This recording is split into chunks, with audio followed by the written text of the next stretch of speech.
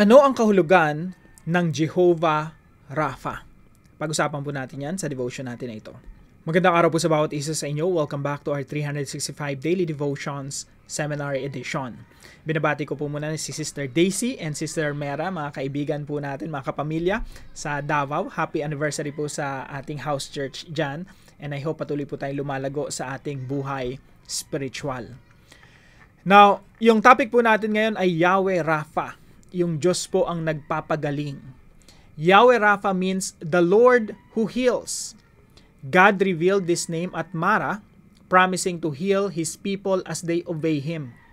His healing includes physical restoration and deeper covenantal wholeness, renewing body, soul, relationships, and fellowship with Him. Yahweh Rapha is fulfilled in Christ, who bore our sins and sicknesses.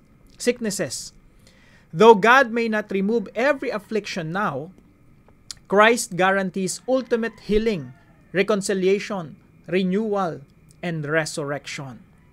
Sabi po rito sa Exodus 15:26, He said, "If you listen carefully to the Lord your God and do what is right in His eyes, if you pay attention to His commands and keep all His decrees, I will not bring on you any of the diseases I brought on the Egyptians, for I am the Lord who heals you." Ako ang Diyos na nagpapagaling sa inyo. Sa Tagalog po, kung inyong diringgin ng buong tiyaga ang tinig ng Panginoon, mong Diyos, at iyong gagawin ang matuwid sa kanyang mga mata, at iyong susundin ang kanyang mga utos, at iyong tutuparin ang lahat ng kanyang mga batas, wala akong ilalagay na karamdaman sa iyo na gaya ng inilagay ko sa mga Ehipsyo, sapagkat ako ang Panginoon na nagpapagaling sa iyo. Now, pwede po nating basahin yung buong Exodus chapter 15. Marami po tayong matututunan dyan. Marami pong stories na nakapaloob sa chapter na yan. Now, ito po yung katuruan natin ngayong araw. Number 1, Yahweh inflicts diseases on the idolatrous. Si Yahweh po, kung siya ay nagpapagaling, siya ay nagbibigay din ng karamdaman. Now, dito po sa Exodus 15:26, explicitly, sinasabi talaga ng Diyos na siya yung nagbigay ng karamdaman sa mga taga-Ehipto. Alam niyo po, pag binasa niyo yung pangyayari, yung 10 plagues, no? 10 salot na ipinadala ng Diyos sa Ehipto. Actually, yun po ay katumbas ng kanilang mga Diyos-Diyosan. Sabihin nating 10 Diyos-Diyosan yung katumbas nun. Sumasamba sila sa araw. Isang salot na pinadala ng Diyos, yung kadiliman. No? Sumasamba sila sa mga insekto. Pinadalan sila ng mga insekto. At lahat ng mga sakit dinanas nila nung mga panahon na yon. So, basically, ang sinasabi ng Panginoon dito, kung sumasamba ka sa mga Diyos-Diyosan, yung Diyos-Diyosan na yun na rin ang magiging karamdaman mo. Parang sa panahon natin ngayon, no? Kung saan mo ginugugol yung sarili mo, yun na rin ang magiging sumpa sa'yo. Kumbaga, pag namuhay ka sa patalim, yung patalim na rin ang papatay sa'yo. Pag namuhay ka sa hindi ka disiplinado sa buhay, pinabayaan mo ang iyong katawan, uminom ka ng uminom ng alak, ginos mo na yung alak, ginos mo na yung mga bisyo, talagang nagpaalipin ka na sa mga bisyo, yun na rin yung magiging sumpa sa'yo. Kasi po, sa totoo lang, yung mga bisyo natin, let's say, walang humpas na paninigarilyo, pagiging chain smoker, minsan, nagpapaalipin na tayo doon eh. In a way, ginudyos na natin eh. Na para bang, maraming ganun, no? Hindi sila makatakas sa ganong pagkaalipin. Sabi ko nga, yung sigarilyo, napakaliit lang yan eh. Napakaliit lang yan. Pwede mong pitikin yan palayo sa'yo. Kahit na alam mo na masama sa'yo, minsan hindi mo mapitik-pitik palayo sa'yo. Alam ko po yung experience niya kasi chain smoker ako before. Talagang alipin ako nung para siyang idol na eh sa buhay ko eh. Alipin ako. Alam kong masama pero hindi ko mapitik palayo sa akin. Bakit? Enslaved. At yun na rin yung magiging karamdaman ko, no? Hahayaan ng Panginoon na yun na rin ang pumatay sa akin. Yahweh inflicts diseases on the idolatrous. Kaya po pag naging idolatrous tayo, kagaya ng mga taga-Egyptians, yung mga Diyos-Diyosan na sinasamba nila, yun na rin yung naging sumpa sa kanila noong unang panahon. Kaya kaya po sa atin ngayon, no, isa lang ang pinapanginoon natin, si Kristo lang. At kung anong gusto niya, yun yung ginagawa natin. Pag marami tayong mga bisyo, marami tayong mga mali sa mga ginagawa sa mga habits natin, let's say, yung mga sleeping patterns natin, addict tayo sa panonood, addict tayo sa taba, addict tayo sa, ako gusto ko ng taba eh. Anyway, addict tayo sa mga pagkain na hindi masusustansya, yun na rin yung magpapahamak sa atin. So, ako po, ang mga gusto kong pagkain, mahilig ako sa, pag nakita kong mataba, na, ang tawag dito, kumikinang-kinang, parang sarap kainin, mga bulalo, mga ganon, mga fried, whatever, pero iniiwasan ko na ngayon, no? So, pangalawang puntos po, Yahweh is the healer of His servants. Ang Panginoon po, si Yahweh, siya ay manggagamot ng mga naglilingkod sa Kanya. Mga loyal sa Kanya, mga faithful sa Kanya. So, mayroong dalawang klase ng tao dito. Una po, yung mga idolatrous, kagaya ng mga Egyptians. Sila yung pinadala ng sakit.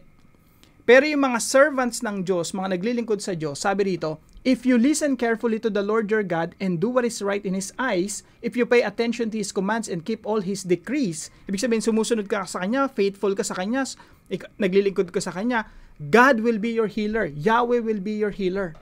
Pero kapag sinasalungat mo ang Panginoon at mas pinipili mo yung mga idolatrous na lifestyle, sakit yung makukuha mo. So ito po yung dalawang uri ng tao dito. Isang idolatrous at isang naglilingkod sa Panginoon. And point number 3 natin, Yahweh incarnate. Sinasabi ng iba, parang sama naman ng Diyos if He inflicts people with diseases. Actually mga kapatid, unang-una, in many cases, in many situations, tayo yung nag-i-inflict ng sakit sa atin. Yung Diyos, hinahayaan niya lang tayo na gawin yun sa ating mga sarili. Bakit tayo hinahayaan ng Diyos? Kasi matigas sa ulo natin eh. Ayaw natin sumunod sa Kanya. Kaya basically, we inflict our own pain. We create our own suffering.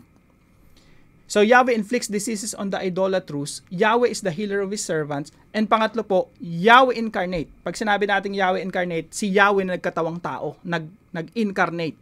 Si Jesus Christ po yon. He is the wounded healer. Na kung kayo man ay nasa sitwasyon na, Lord, naglingkod naman ako sa inyo. Matapat naman po ako sa inyo. Kumbaga, kung kagaya mo si Job, no? Na pinagmamalaki ng Diyos na ito, matuwid to si Job. Pero, dumana siya ng sakit, ng karamdaman, ng hirap, pagkamatay ng kanyang mga servants, ng kanyang membro ng kanyang pamilya. Huwag natin kalimutan mga kapatid na, huwag natin sisihin ng Diyos kasi si Kristo mismo na nagkatawang tao siya, nagdusa. Si Jesus, perfect. Walang bahid ng karumihan, walang bahid ng kasalanan, pero siya mismo nagdusa. Kaya hindi natin masisisi ang Diyos eh. Minsan nga may mga taong kumakausap sa akin, bakit hindi ako sinagot ng Panginoon nung nananalangin, pinapanalangin ko yung nanay ko na wag mamatay pero namatay, no? Pinapanalangin ko yung tatay ko, yung mga mahal sa buhay ko, na wag silang mapahamak pero napahamak. So, dumarating tayo sa pagkakataon na sinisisi natin yung Diyos. Pero pag pinag-isipan mong mabuti si Jesus Christ, He is perfect. Pero nagdusa siya. Ano pang excuse natin? Ano pang pwede nating sabihin, Jesus, nagdusa ako ah. Hindi natin pwedeng sabihin kay Jesus yun eh. Siya nga nagdusa eh. Pero siya yung perfect. Pero tandaan natin, yung pagdurusa ni Jesus Christ may purpose. At yung purpose nun, kagalingan para sa atin. Sabi nga po dito sa 1 Peter chapter 2 verse 24, ito po ay quoted sa Isaiah chapter 53. Sabi dito, He Himself bore our sins in His body on the cross, so that we might die to sins and live for righteousness. By His wounds, you have been healed. Sa pamamagitan ng sugat ng mga latay, tayo'y pinagaling. Si Jesus Christ yung wounded healer. Sa Kanyang pagkamatay sa krus, pinasan niya ang ating mga kasalanan, upang tayo'y mamatay na sa kasalanan at mamuhay ng ayon sa kalooban ng Diyos. Sa pamamagitan ng Kanyang mga sugat, kayo'y pinagaling. Kaya wala po tayong mairereklamo sa ating Panginoon kung sakali man na tapat tayo naglilingkod sa Panginoon pero dumaranas tayo ng pagdurusa. Asahan niyo po, merong purpose ang Diyos, merong layunin ng Diyos. Kung paanong may layunin ng Diyos sa pagdurusa at pagkamatay ng Panginoong Jesucristo doon sa krus. Now, paano po natin ito i-apply sa ating mga buhay? Mahaba po itong devotion natin na ito actually, no? Marami pong insights dito, lalo na pag binasa natin yung Exodus chapter 15. Pero gusto ko pong maging practical dito sa devotion natin na ito. Kaya ito po yung una nating application. Number 1, correct unhealthy eating and sleeping habits now. Again, yung mga ano po natin, mga karamdaman natin, kadalasan self-inflicting. Tayo yung may kagagawan. Ngayon po, kung iba sa inyo healthy pa or majority sa atin healthy pa, i-correct na natin yung mga unhealthy activities, eating habits, sleeping habits natin na alam natin na after a while magdudulot sa atin ng karamdaman. Correct unhealthy eating and sleeping habits now. Hanggat maaga pa, no? Wag na tayong bawas-bawasan natin mga soft drinks, no? Alam naman natin na baka later on magdadialysis tayo. Kagagawa natin 'yun eh. Mahirap kasi in the future na pag nagdadialysis ka na, sabi mo, Lord, pagalingin niyo po ako. Mahirap 'yun eh kasi binigyan na tayo ng time ng Panginoon right now to discipline ourselves. So we should not self-inflict. We should not punish ourselves. Ngayon pa lang, pwede na nating i-correct yung mga habits natin. Pagkain ng matataba, pag nagbe-maintenance na, we can adjust now.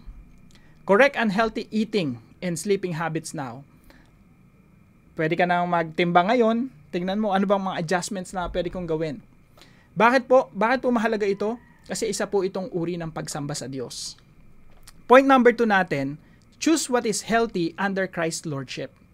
Every time na pinipili mo yung healthy food, healthy lifestyle, diet, exercise, every time you do that, you're actually worshiping God. Pagsamba po yan. Choose what is healthy under Christ's Lordship. Tandaan po natin yung pagdideklara natin na Jesus is Lord.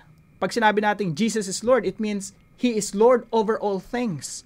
He is the Lord of our spirituality. He is the Lord of our mind. He is the Lord of our heart. He is also the Lord of our body. He is the Lord of our health. Every time we choose what is healthy, we do it under the Lordship of Christ. And in that way, we are glorifying our God. So, every time na pipiliin mo yung healthy, isipin mo sumamba ka nun. Nagbigay ka ng papurit karangalan sa Diyos because you choose what is right. Bakit po natin kailangan maging healthy? Kasi mga kapatid, gagamitin natin yung ating katawan bilang kasangkapan ng Diyos upang mapalaganap ang kanyang kaharian dito sa lupa. So ako, padalain ko lagi sa Panginoon, Lord, please, wag po ako magkakasakit. Kasi ang hirap magkasakit, tos I'm doing so many things every day. So salamat sa Panginoon, no? Birang-bira ako magkasakit recently. So choose what is healthy under Christ's Lordship. And pangatlo po, call on Yahweh Rapha for healing and restoration. Just in case, we did our best, tapos nagkasakit pa rin tayo. Nangyayari naman po talaga yan, no? Kahit pa, sobrang healthy mo, yung mga choices mo talagang, healthy living, pero talagang magkakasakit pa rin tayo. Tatanda pa rin, kukulubot pa rin yung mga mukha natin, at magkakaroon pa rin ng arthritis, no? Pero kung sakali man, we did our best. Sa lahat ng mga kaya natin, ginawa natin yung pinakamainam, pero nagkakasakit pa rin tayo. You can call on Yahweh Rapha. He is our Lord, our healer. We can ask for healing and restoration. Ang Diyos po hindi madamot sa pagpapagaling. Kung binibigyan niya nga tayo ng eternal healing, how much more yung temporal healing? Naniniwala ba ako na yung stage 4 cancer pwedeng magamot? Of course. Pwede bang pagalingin ka ng Diyos instantly? Nothing is impossible for God. God can do anything. Kaya po we can ask God for healing. Kahit miraculous pa yan, no? I believe hindi natin pwedeng ikahon yung Diyos na, Lord, hanggang dito ka lang, hindi ka pwedeng mag-miracle sa panahon natin ngayon. I don't think so. I believe God can do whatever He wants. So you can call on Yahweh Rapha for healing. Temporal healing man ang hiningi mo sa Panginoon or eternal healing. At pakatandaan po natin mga kapatid, hindi man tayo dumanas ng temporal healing, kay Kristo, meron tayong eternal healing.